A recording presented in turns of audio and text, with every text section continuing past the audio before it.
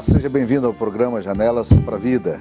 Nós queremos convidar você a fazer uma viagem no seu interior, mas caminhar além do seu interior. Olhar para dentro de si, mas não olhar apenas para dentro de si. Daí a razão do título Janelas. Nós estamos considerando o fato de que nós precisamos olhar além do nosso próprio universo fechado. Janela nos convida a refletir de que há espaços para diálogos, há espaço para alteridades, há espaço para compreensão de um universo maior além de mim mesmo. Uma das boas coisas que Deus fez para a nossa vida foi a criação da família. No projeto, no design original de Deus, Ele quis que o homem tivesse companhia.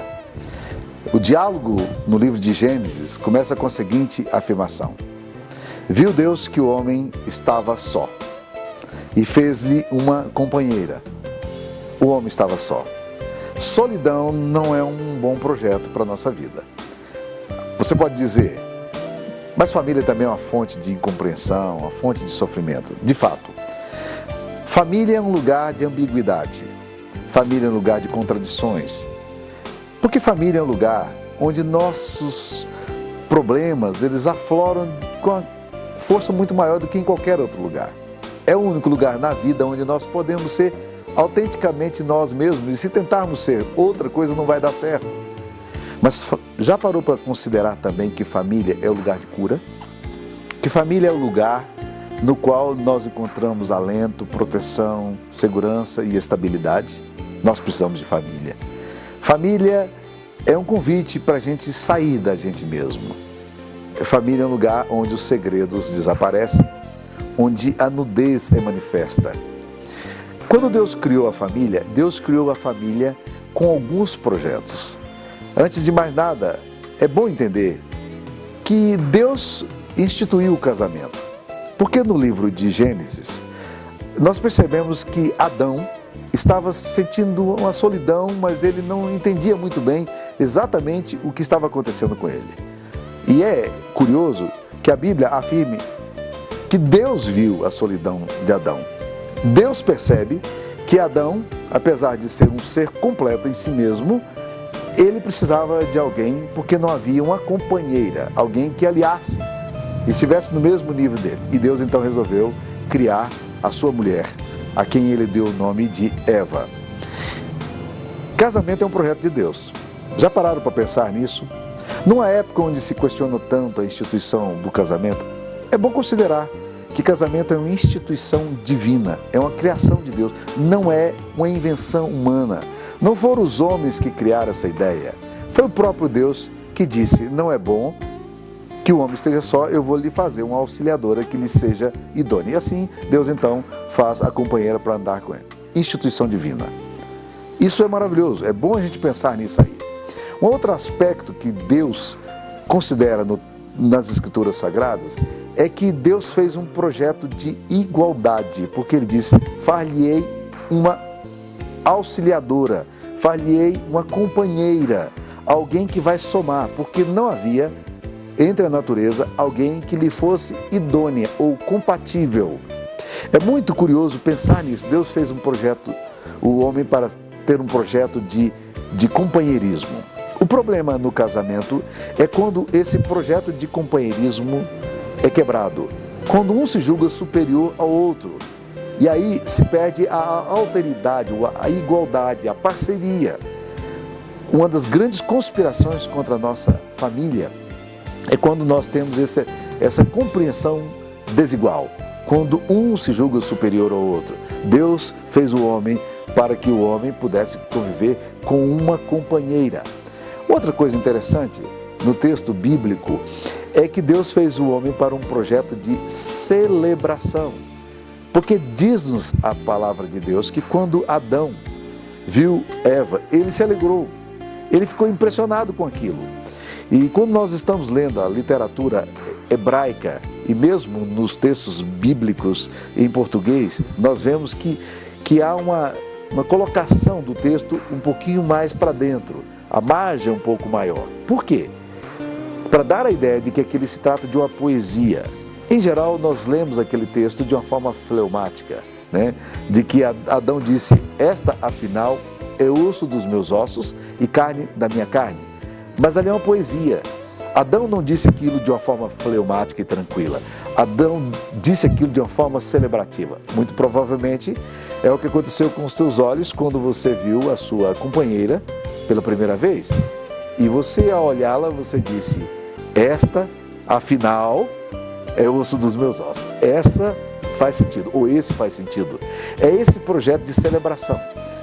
A contrafacção ou a contrapartida disso tudo é quando nós olhamos para a mulher ou para o homem e já o começamos a ver como um projeto de alguém que nos veio trazer infelicidade. Alguém que se tornou o problema nosso. Alguém que já não é mais a fonte da nossa celebração e do nosso júbilo, mas alguém que é a fonte do nosso pesar e da nossa angústia. Como é bom culpar o outro pela nossa própria infelicidade. Mas para considerar, muito da sua depressão, muito da sua insegurança, que hoje você culpa o outro por tê-la, na verdade já existia antes de você se casar. Você já era complicado antes de casar. Você já tinha as suas contradições e a sua solidão, que nenhum relacionamento pode quebrar antes de casar. E você esperava que o outro resolvesse seu problema e agora você acha que ele é a fonte do seu problema. Nem uma coisa nem outra. Ele não vai resolver o seu problema, ela não vai resolver o seu problema. Mas também ele ou ela não são a fonte da sua contradição e da sua tristeza. A sua tristeza é mais profunda, ela tem raízes mais profundas. Mas o texto nos diz ainda mais. O texto diz que Deus fez o homem e a mulher para um projeto de intimidade. Porque o texto afirma, um e o outro estavam nus e não se envergonhavam. Eles não tinham vergonha da nudez. Mas é interessante como a nudez aqui não é apenas física. A nudez também é psicológica, é o abrir do seu próprio coração. É desnudar-se sem medo. É olhar para a sua própria alma e para o seu companheiro e dizer, eu não me sinto ameaçado. A minha nudez não é motivo de risos. A minha nudez não é motivo de pavor. A minha nudez é motivo para intimidade, para nossa celebração. A contrapartida, obviamente, é usarmos a nudez do outro para acusarmos, para denunciarmos, para expormos as vulnerabilidades e as fraquezas que o outro possui. Quando o casamento entra nesse diapasão, o sofrimento aumenta consideravelmente. Agora é interessante, a Bíblia diz que o homem e a mulher se tornaram os dois uma só carne. Eles criaram uma unidade. No casamento, Deus nos fez para esta unidade. Era um projeto de Deus para resolver o problema da solidão. Qual é o perigo do nosso casamento?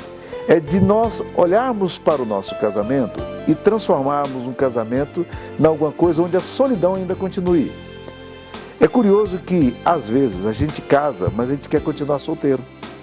A gente casa, mas a gente quer ficar separado ainda. E esse é um dos grandes perigos do nosso relacionamento. Pessoas que querem casar, mas que querem continuar solteiras. Não dá certo. O convite é um convite para unidade. Por que eu estou falando isso no programa Janelas para a Vida? Porque eu quero convidar você a refletir sobre a sua própria solidão e a sua própria dor e entender que o outro não é a fonte da sua solidão e dor. O outro talvez não esteja entendendo a sua solidão e a sua dor, mas ele não é a causa. A causa primária do seu desgosto, da sua infelicidade, da sua dor, está relacionado ao fato de que falta sentido no seu próprio coração. Por isso que quando Deus deu a mulher para o homem, lá no princípio, Deus nunca se ausentou. E o autor ao Eclesiastes vai dizer, melhor é serem dois do que um, porque é a melhor paga para o seu trabalho. Mas o texto que está falando da união de um homem com a mulher, lá em Eclesiastes, afirma também que o cordão de 3 dobras não se rebenta com facilidade. Mas se o texto está falando da união de um homem com a mulher, por que o texto está falando do cordão de 3 dobras? Que terceira dobra é essa? Não seriam 2 dobras? Não.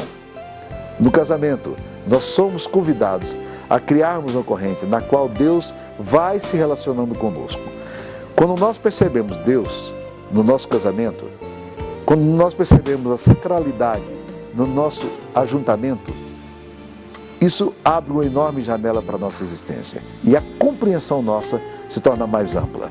Eu quero convidar você a ver no seu casamento a dimensão da sacralidade. Que Deus o abençoe. Fique na paz desse Deus maravilhoso.